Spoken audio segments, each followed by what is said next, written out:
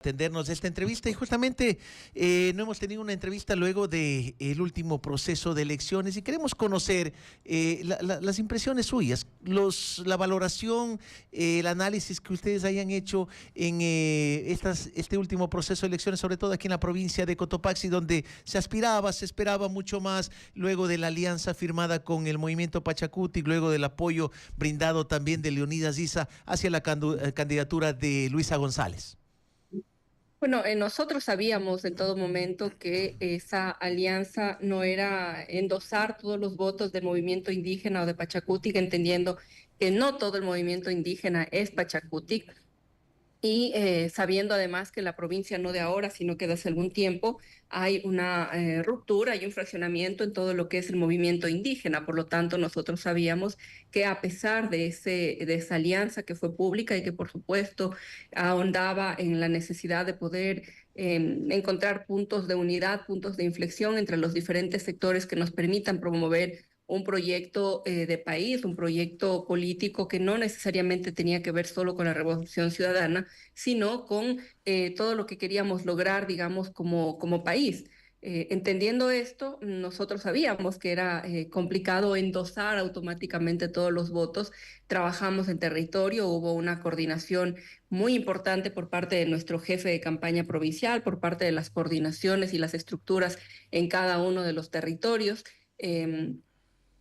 Finalmente, bueno, así es la democracia, ¿no? Los resultados no fueron los que nos habría gustado, no fueron los que nos esperábamos de alguna manera, pero sí nos ha permitido también un poco identificar dónde podemos crecer, dónde no podríamos hacerlo y dónde necesitamos trabajar todavía más. Así que esto también nos da un mapa y una realidad más adecuada de cómo estamos como provincia, ¿no? Recordemos que esta tampoco era una elección cualquiera, venimos también además después de un proceso de muerte cruzada en la Asamblea Nacional, así que agradecerle en todo caso a todos los ciudadanos, a todos los cotopaxenses que confiaron en este proyecto político, que confiaron en esta idea que teníamos de lograr esta unidad.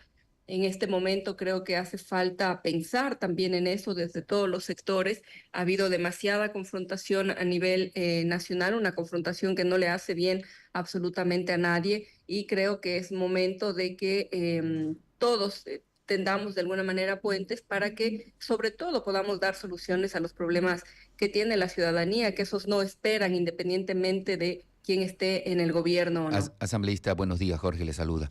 Es algo un poco complicado hacer un análisis, porque si usted revisa los resultados de la segunda vuelta, Pilaló, Zumbagua, Huangaje, gana Luisa. Pero va a otras parroquias rurales, Tuacaso, que es la propia parroquia de Leonidas Issa, pierde Luisa. Entonces uno no entiende San Juan de Pastocalle, Tuacaso, o sea, no entiende cómo es el comportamiento del electorado. Hay un ejemplo claro. En La Maná, bueno, se ratificó que es el bastión de la revolución.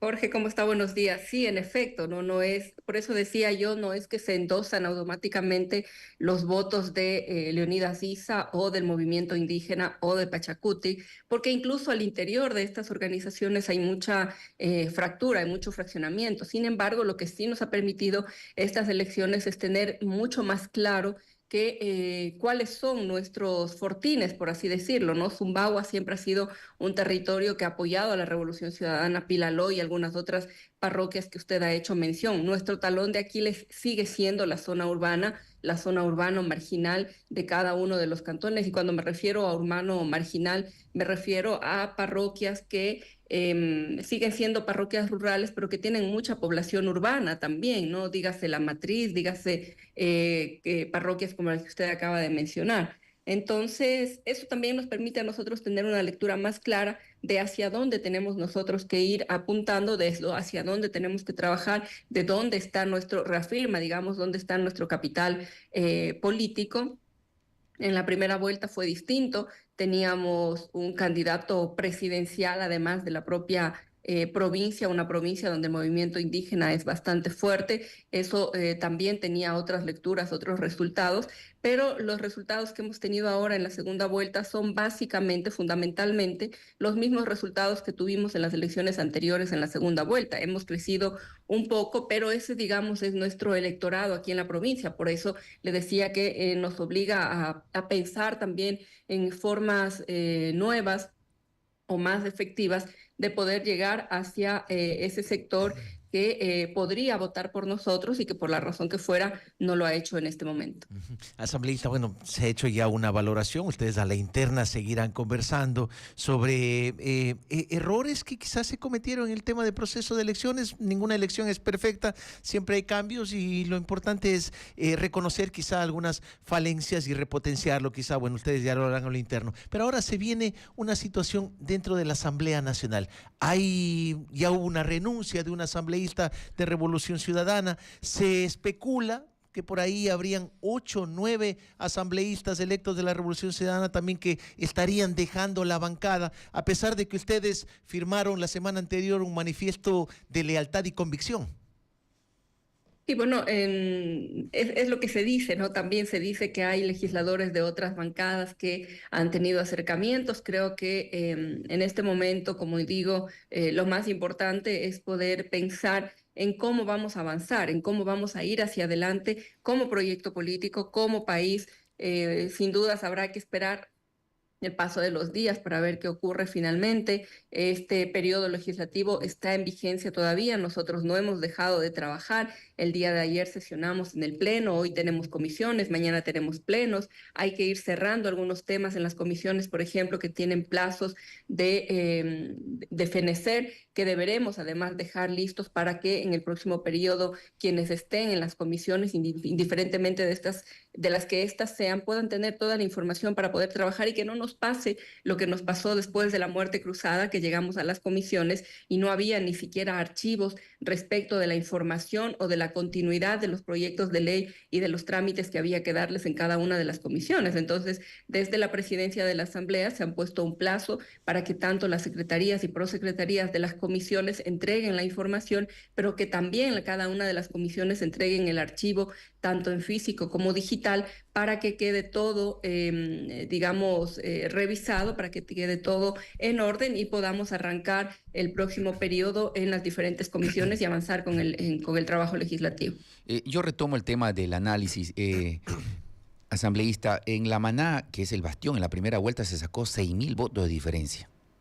En la segunda vuelta hubieron nuevos aliados, pero bajó la diferencia, a tal punto que la Revolución solo creció 600 votos en La Maná en la segunda vuelta. Si bien con los votos de la primera vuelta era suficiente para ganar en la segunda también. Pero ya, por ejemplo, ya no se lo vio a Ronald, que era, como quien dice, la figura nueva que refrescaba, pero ya no se lo vio en la segunda vuelta. Quizás eso puede ser alguno de los factores dentro del análisis. Mire, para nosotros el crecimiento que tuvimos en La Maná fue realmente espectacular. Reconocemos y sabemos y vemos a la Revolución Ciudadana como, que digo, a La Maná como bastión de la Revolución Ciudadana. Eso sin duda es indiscutible. El trabajo que han hecho los compañeros es importante. Tengamos en cuenta que en la segunda vuelta, al igual que nosotros pudimos haber tenido aliados, también lo tuvieron del lado del gobierno y eso por supuesto que reduce el margen de diferencia, entendiendo que nosotros en la primera vuelta, y además esto era algo que lo dijimos mucho, rompimos ese techo de cristal y alcanzamos nuestra máxima votación, incluso por encima de lo que sería el electorado de la Revolución Ciudadana. Ahora el papel que jugó el compañero Ronald, que sin duda es un papel de mucho liderazgo, es un papel importantísimo para nosotros. El reto que tuvo y que tuvimos todos fue que él ya no solo trabaje en La Maná, sino que fue el rostro en toda la provincia. Él fue jefe de campaña provincial e hizo un trabajo espectacular, digamos, colisionando varios sectores, haciendo acercamientos, teniendo reuniones con dirigencia, con diferentes organizaciones y eso nos permitió ampliar, digamos, y hermanar algunos espacios también. No significa que no haya estado presente también en La Maná, quizá no recorriendo todos los días como lo hizo en la primera vuelta cuando efectivamente fue candidato, pero ahí hay un trabajo, un equipo en La Maná que también puede seguir trabajando y que también avanzó y que ahí están los resultados y un agradecimiento además para todos los compañeros que trabajaron de manera comprometida y que lo hicieron además con la convicción de entender que lo que estaban haciendo, que lo que estaban trabajando estaba pensado no en un beneficio particular, sino pensando en lo que de manera colectiva era más importante. Ubíqueme la imagen de la captura que hice al Facebook de Ángel Tipantuña. Me llamó la atención porque es un personaje muy reconocido entre la revolución. Y él dice, ¿por qué la revolución ciudadana pierde brutalmente en la sierra ecuatoriana de mayor población indígena? Porque a más de la persecución del gobierno contra el correísmo, a más de los errores garrafales cometidos en la campaña por algunos líderes y la misma candidata presidencial, no hubo representación indígena en las listas provinciales y en la lista nacional de la RC5, excepto Tungurahua. Estaban los mismos de siempre. ¿Cuál es su apreciación frente? A mí me llamó la atención la parte que dice no hubo representación indígena en las provincias de la sierra. Es lo que más yo quiero resaltar de lo que él ha escrito. Bueno, habría que preguntarle a él respecto de estos criterios. Mal haría yo en opinar sobre un criterio emitido por otra persona. No estoy de acuerdo, no comparto la opinión en este caso. No es cierto que no haya habido representación indígena. De hecho, mi alterno viene de los pueblos y las nacionalidades. Tenemos realidades distintas en todos los territorios. Por supuesto que hay que ser autocríticos en la provincia y a nivel nacional respecto de los errores, como ustedes bien decían, que se hayan podido cometer y las cosas que se puedan corregir.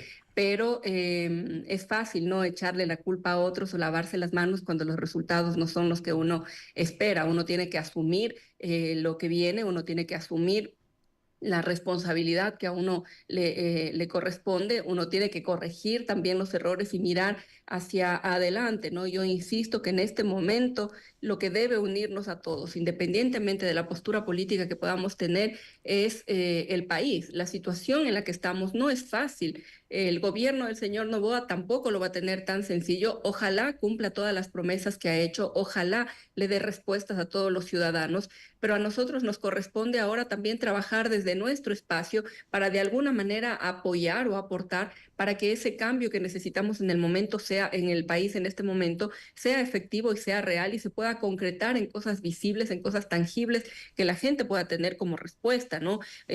Una vez dados los resultados, cualquier análisis sobra, por así decirlo, ¿no? Hubiese sido bueno que esos análisis se hagan previo para poder corregir esos errores en el camino, en el caso de que los hubiese, y poder avanzar. Pero bueno, yo, como digo, habrá que preguntarle a él respecto de sus opiniones y como decía, no comparto este criterio. Ajá. Asambleísta, dentro de ya el trabajo o los acercamientos que están realizando para la conformación de la nueva Asamblea Nacional, ¿va a ser importante votos de otros partidos políticos que tienen ciertos asambleístas, de algunos independientes, para sumar quizá una mayoría dentro de la Asamblea Nacional? Y dentro de la firma del acuerdo programático, el acuerdo de izquierdas que se firmó en esta segunda vuelta, el apoyo a Luisa González por parte del movimiento Pachacutic, ¿está también la conformación o el apoyo de los 9 asambleístas para conformar un solo bloque en la Asamblea Nacional?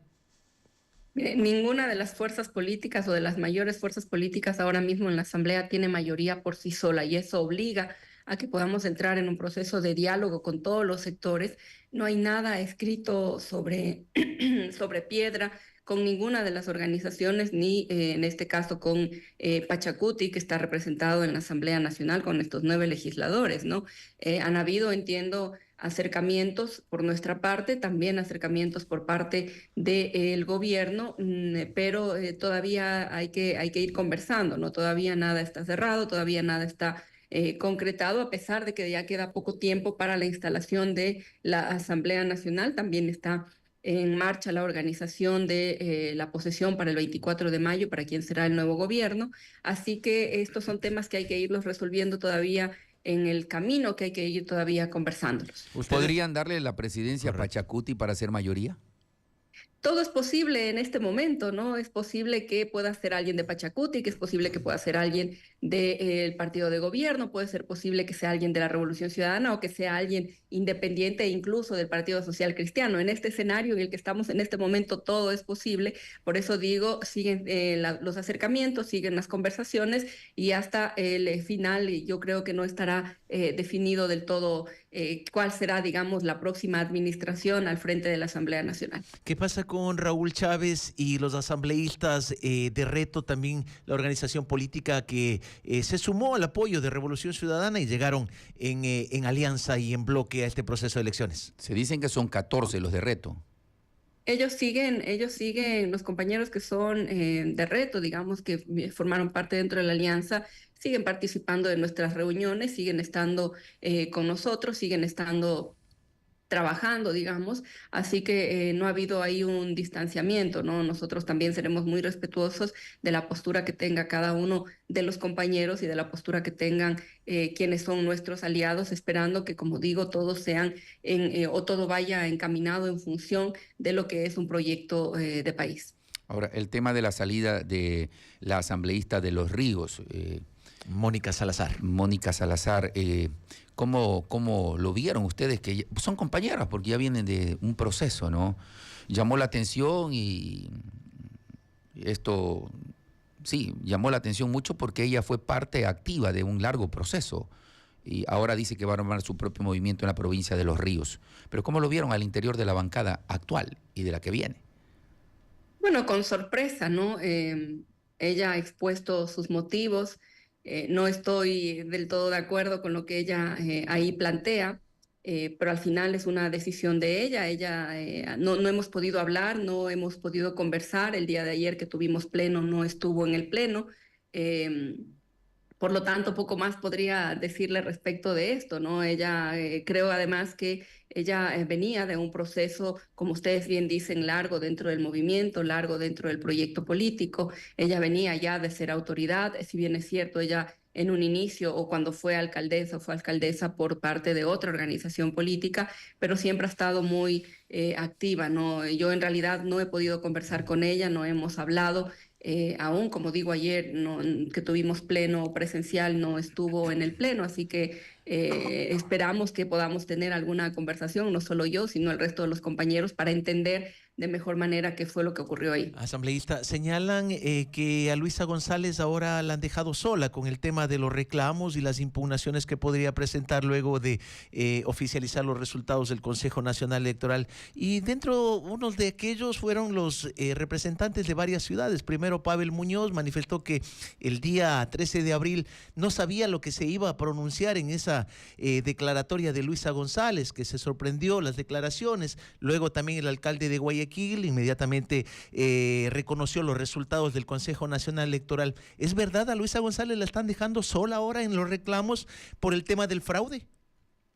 Para nada, ¿no? Luisa tiene el respaldo de más de 4 millones de ciudadanos que han estado apoyando, tiene el respaldo de su organización política, tiene el respaldo de sus compañeros que estaremos allí también revisando, ¿no? Qué es lo que podíamos haber hecho, qué es lo que podemos mejorar, qué es lo que se puede corregir, qué es lo que se puede aceptar y qué es lo que no se puede aceptar. Por lo tanto, no está sola. Tengamos en cuenta también que la situación de nuestras autoridades locales a nivel nacional es bastante delicada. Ha habido un constante no entregar recursos, ha habido una constante persecución. Sabemos también el proceso que hay en contra del compañero Pavel Muñoz, alcalde de la ciudad de Quito. Por lo tanto, creo que los tiempos políticos son complicados en este momento en el país y hay que ser muy cautelosos también con la información que se entrega, con la información que se da, con lo que se transmite. Nosotros seguiremos dentro de lo que esté en el marco de la ley, seguiremos revisando toda la información, seguiremos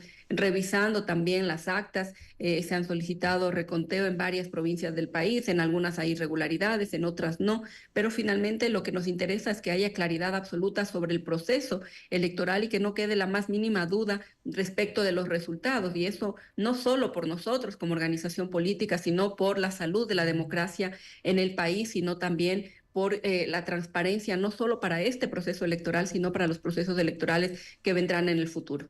Asambleísta, el día de ayer, en horas de la tarde, se conoció un comunicado por parte del Ministerio de Transportes y Obras Públicas del cierre de la vía La Manala-Tacunga por una afección ahí en el sector de Sarausha, una vía que se construyó en el gobierno de la Revolución Ciudadana. ¿Y cuál es el parecer? ¿Usted ha tenido conocimiento de esta situación que se está presentando en la provincia? Hasta donde tengo entendido, lo que ocurre ahí, aparte de la falta de mantenimiento que ha habido, es que hay una falla geológica y eso es mucho más complicado, digamos, porque no es solo la mala construcción, sino que ahí habría una falla, la supuesta mala construcción, por así decirlo, o el que no se le haya dado mantenimiento que forma parte de también, sino que ahí hay un tema mucho más de fondo, ¿no? Que habrá que resolverlo y que habrá que ver cómo finalmente termina y cómo se le puede dar respuesta y solución, porque de momento se va a cerrar la vía, habrá una vía alterna, pero es absolutamente necesario que esto esté habilitado por la conexión que hay con la Maná y con otras provincias de la costa también.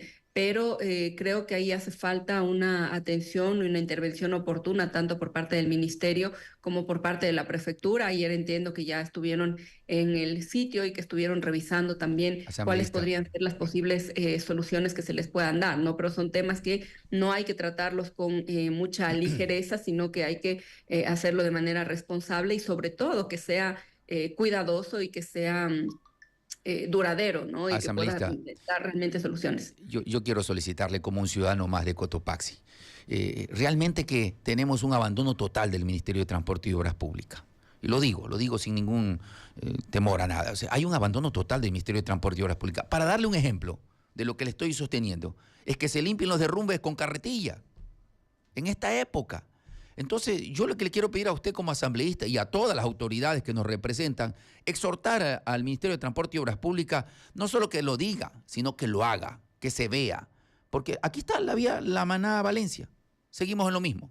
Las fotos, en redes sociales la noticia del mismo hueco que están haciendo lo más grande, limpiando.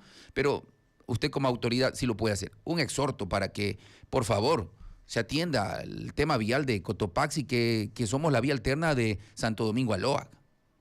Y no solo exhortar, ¿no? Sino tiene que ser un exigir conjunto de las diferentes autoridades que formamos parte de la provincia y del país, porque finalmente un exhorto queda en un pedido que las autoridades pueden aceptarlos o no. Lo que sí creo es que además tiene que haber ahí una responsabilidad también compartida, ¿no? Y que también los GATS, tanto provinciales como locales, deben exigir también el cumplimiento de las funciones y de lo que le corresponde a cada una de las instituciones. Y yo en esto voy a insistir una y otra vez, ¿no? Porque parecería que cada una de las autoridades tiene que trabajar de manera independiente, cuando si todos aunamos esfuerzos podríamos quizás lograr mayores resultados. Y yo vuelvo aquí a decir, como lo he hecho en algunos otros espacios, la apertura absoluta para poder trabajar sobre temas que son importantes para la provincia, más allá de la postura política, de la postura partidista que podamos tener los unos o los otros. Creo que hay que pensar en un proyecto país, hay que sentir la urgencia de patria que tenemos en este momento de los múltiples problemas que hay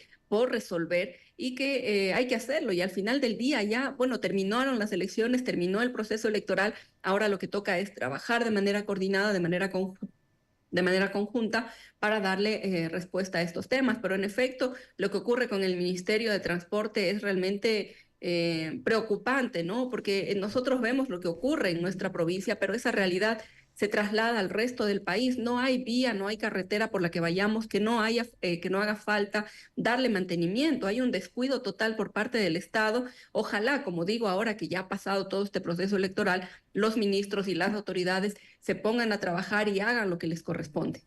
Asambleísta, queremos agradecerle por atendernos esta entrevista, augurarle éxitos en sus funciones. Agradecerle, Lenin, agradecerles la invitación. Siempre será un gusto poder compartir este espacio, a las órdenes siempre, y un excelente día para todos. Muchas gracias, una excelente mañana para usted. Era la asambleísta por la provincia de Cotopaxi, Ana Herrera Gómez, dándonos a conocer también la valoración que han hecho dentro de este proceso electoral y también algunas situaciones que se están manejando dentro de la Asamblea Nacional en la conformación de la nueva Asamblea el 14 de mayo. Recuérdese lo que le voy a decir.